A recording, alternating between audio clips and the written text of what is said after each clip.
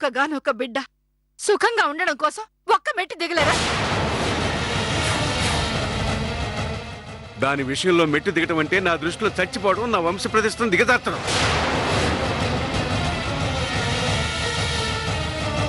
అది జన్మలో జరగదు.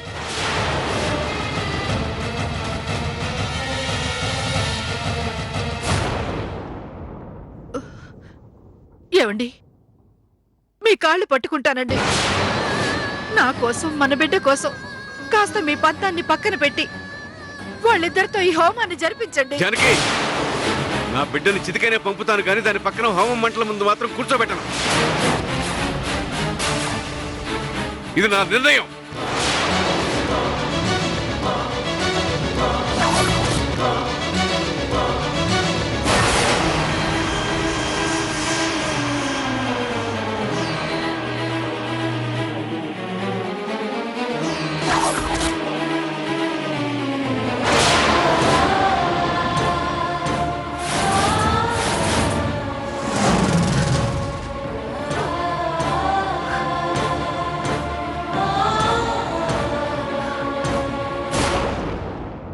పిన్ని, జరిగింది చాలు. ఇంక పిచ్చి పిచ్చి ఆశలేం పెట్టుకోవద్దు.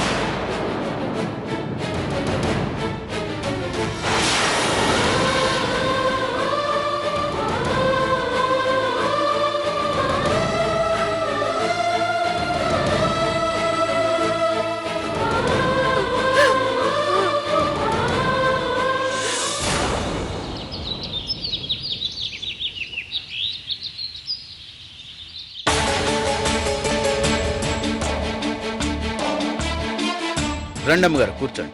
లేట్ అయిపోతుంది, త్వరగా పద. అలాగే అమ్మగారు. పిన్ని,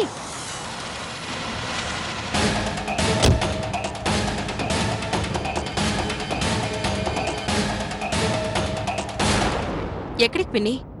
ఇంత పొద్దునే బయలుదేరా? గుడికెళ్తున్నాను. గుడికా? అదేంటి పిన్ని, గుడికెళ్తూ చేతిలో పూల సజ్జ లేదు, కొబ్బరికాయ లేదు? పూల సజ్జ కొబ్బరికాయ ఇంటి నుండి తీసుకెళ్లాలనే ఉంది. పూలు కొబ్బరికాయ గుళ్ళో దొరకవా? అక్కడే కొంటాను.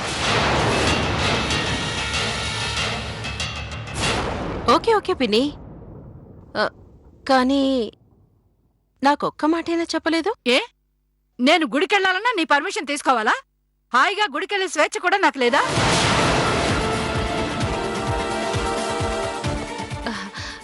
ఎందుకు పిన్ని అంత కోపం? ఊరికే అడిగాను. కోపగించుకునేంత స్వతంత్రం నాకే ఉంటే ఇలా ఎందుకుంటుంది? ఎవరి మీద నా కోపం లేదమ్మా, బాధ మాత్రమే ఉంది. ఆ బాధ చెప్పుకునేందుకే గుడికి వెళ్తున్నాను.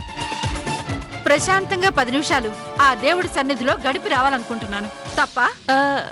లేదు పిన్ని, ఏమీ తప్పులేదు. సరే వెళ్ళు. పోనీ రాము, పద.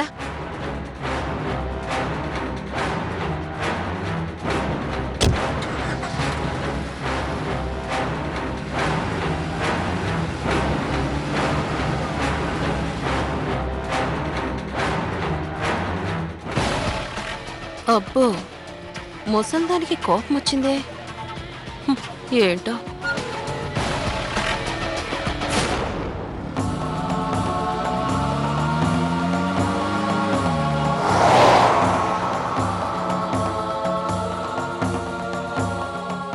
అమ్మగారు,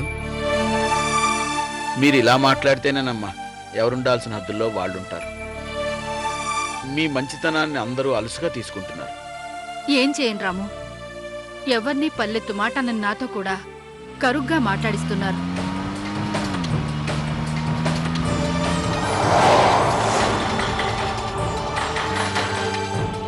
మీ మంచితనం వల్లే కదమ్మా మీ బాధని ఆవేదనని ఎవరు అర్థం చేసుకోవట్లేదు.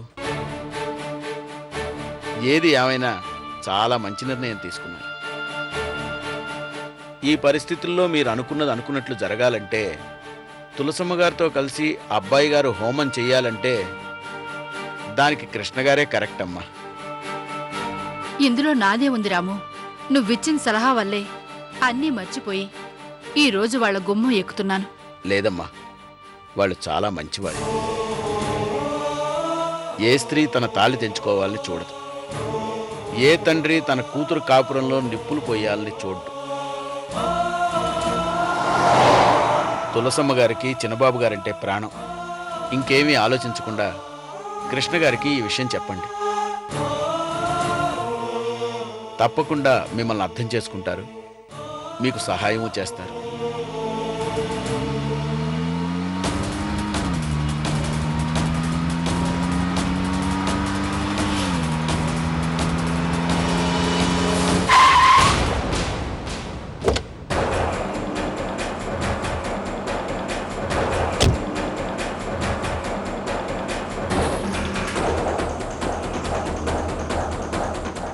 రండమ్మా, పదండి.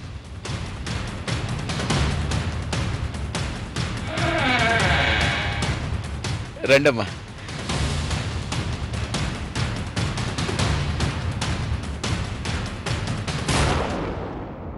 అయ్యగారు.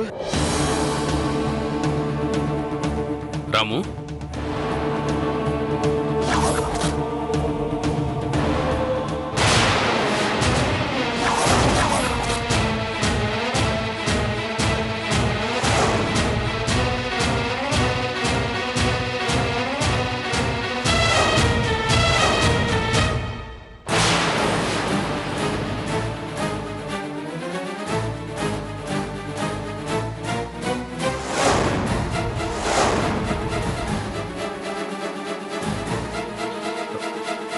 అక్కయ్య గారు, మీరు ఇక్కడ? వదిన గారు, రండి రండి రండి రండి రండి, కూర్చోండి. కూర్చోండి. ఎలా ఉన్నారు అక్కయ్య గారు?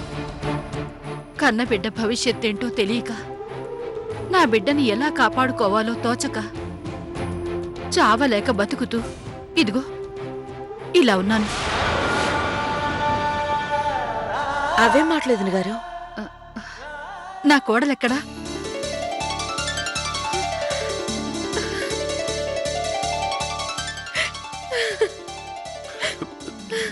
ఏమన్నారు అక్కయ్య గారు? నా కోడలెక్కడా చూడాలనుంది. తులసి, అమ్మా తులసి, తులసి.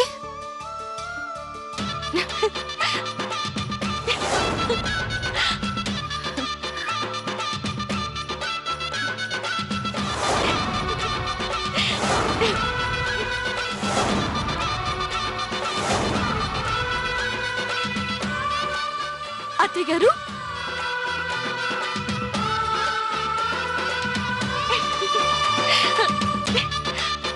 అత్తయ్య గారు, అమ్మా తులసి, అత్తయ్య గారు.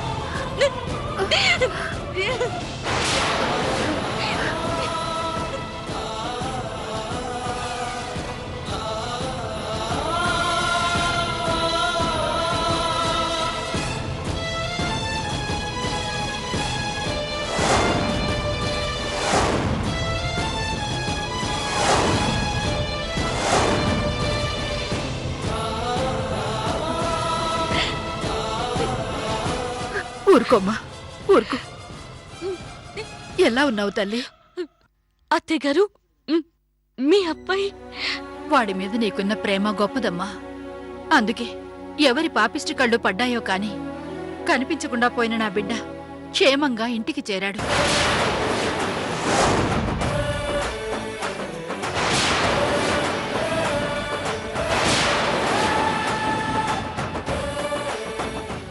అంతా భగవంతుడి దయ. అత్తయ్య గారు, ఏంటి మీరు అనేది? ఆయన ఇంటికి వచ్చారా? అవునమ్మా, అదృష్టవశాత్తు సింధూర కంట పడ్డాడు. వాణ్ణి ఇంటికి తీసుకొచ్చింది.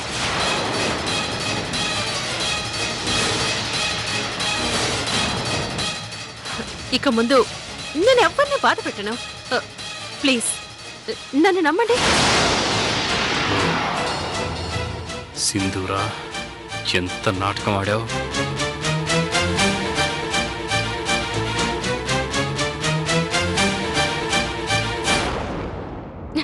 నాన్న, ఆయన క్షేమంగా ఉన్నారంట. నేను వెంటనే ఆయన చూడాలి. పదండి నాన్న.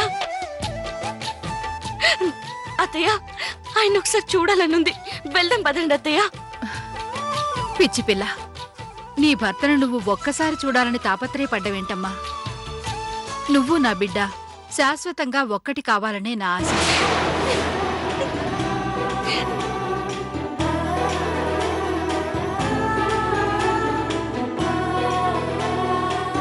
అందుకే మిమ్మల్ని వెతుక్కుంటూ ఇంత దూరం వచ్చాను. ఏదేమైనా అబ్బాయి క్షేమంగా ఉన్నాడు, అది చాలు వదిన గారు.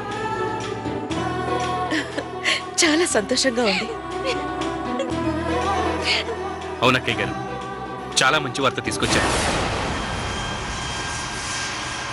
కానీ మన సంతోషం ఆనందం శాశ్వతంగా ఉండేలా లేవు తమ్ముడు గారు.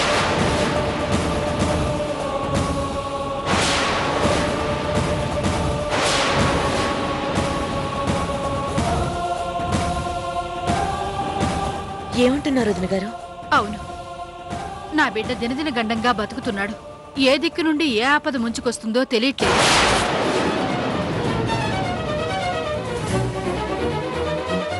దోషాలు చుట్టుముడుతున్నాయి, గ్రహాలు ఆగ్రహిస్తున్నాయి. వాడి బతికే చిన్నాభిన్నం అవుతోంది. అందుకే మీ సహాయం కోరి వచ్చాను. చెప్పండి అక్కయ్య గారు, ఏం చేయమంటారు? మీ బిడ్డ కోసం మీరు ఎంత తప్పిస్తున్నారో నా కూతురు కాపురం నిలబడాలని నేను అంతే తాపత్రయపడుతున్నాను. నా బిడ్డ కోసం నేను ఏం చేయాలన్నా చేస్తాను. చెప్పండి, ఏం చేయమంటారు? నా బిడ్డని ఏ నీడా తాక్కుండా క్షేమంగా ఉండాలన్నా,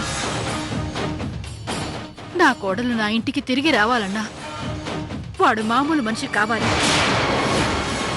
పరిస్థితుల్ని అర్థం చేసుకోవాలి. మంచికి చెడుకి తేడా తెలుసుకోవాలి.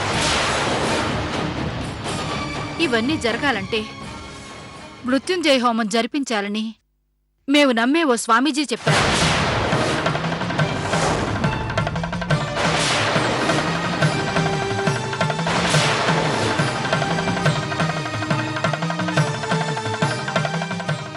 ఆయన మాట వేదం.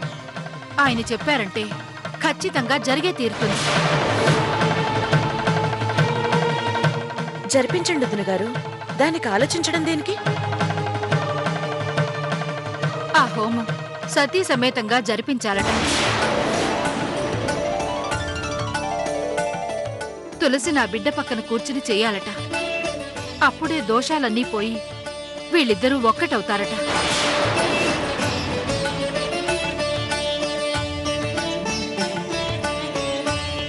దానికి అడ్డే ఉంది అక్కయ్య గారు. స్వామీజీ చెప్పినట్టుగానే సతీ సమేతంగా దగ్గరుండి జరిపిద్దాం. నిజమే, కానీ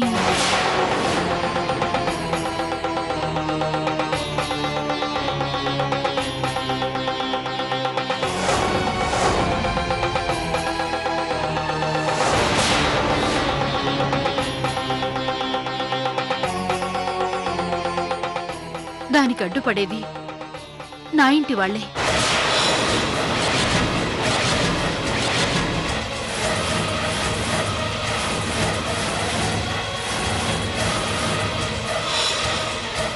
కోడలు కొడుకు కలిసి ఈ హోమం చెయ్యాలంటే ఆయనకి ఆ ఇంట్లో ఉన్న అందరికీ ఎవ్వరికీ ఇష్టం లేదు.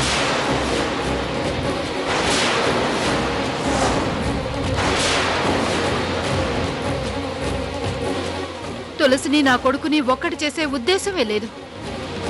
నా బిడ్డ చచ్చినా ఈ హోమం జరగకూడదంటున్నారు.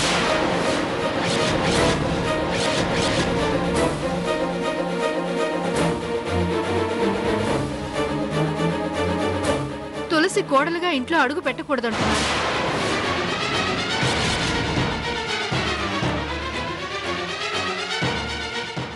కాళ్ళు పట్టుకున్నా కనికరించట్లేదు.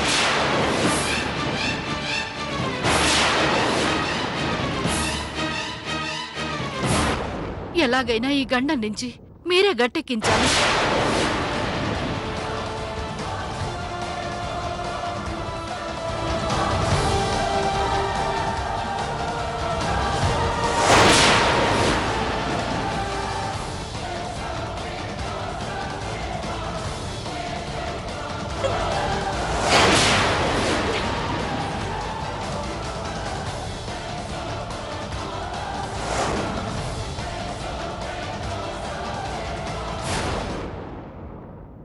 మాట్లాడరేంటి తమ్ముడు గారు?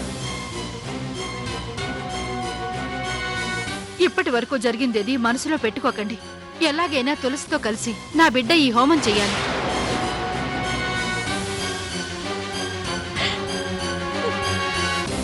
లేదంటే నా బిడ్డ ప్రాణాలకే ప్రమాదం అని చెప్పారు స్వామీజీ.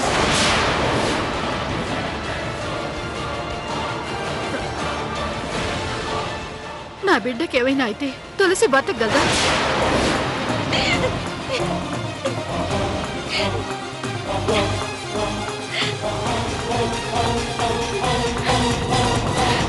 వాళ్ళకెవ్వరికీ తెలియకుండా మీరే ఎలాగైనా ఈ హోమానికి ఏర్పాట్లు చేయాలి. తులసిని అక్కడికి తీసుకురావాలి.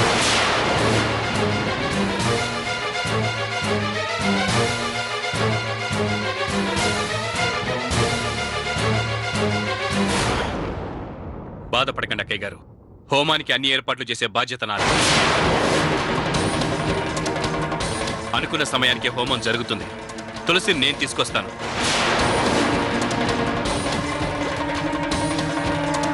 కాశీని ఎలాగైనా మీరు తీసుకురండి. చాలా సంతోషం తమ్ముడు గారు. ఈ తల్లి బాధని ఇంతలా అర్థం చేసుకుంటారనుకోలేదు.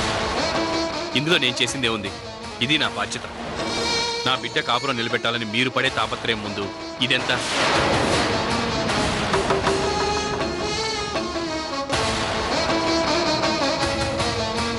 అనుకున్నది అనుకున్నట్టుగానే హోమం జరుగుతుంది. మీరు నిశ్చింతగా ఉండండి.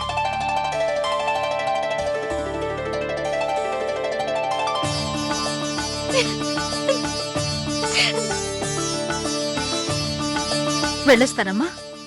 అదేంటి మొదటిసారి మా ఇంట్లో అడుగు పెట్టారు, కనీసం భోజనం?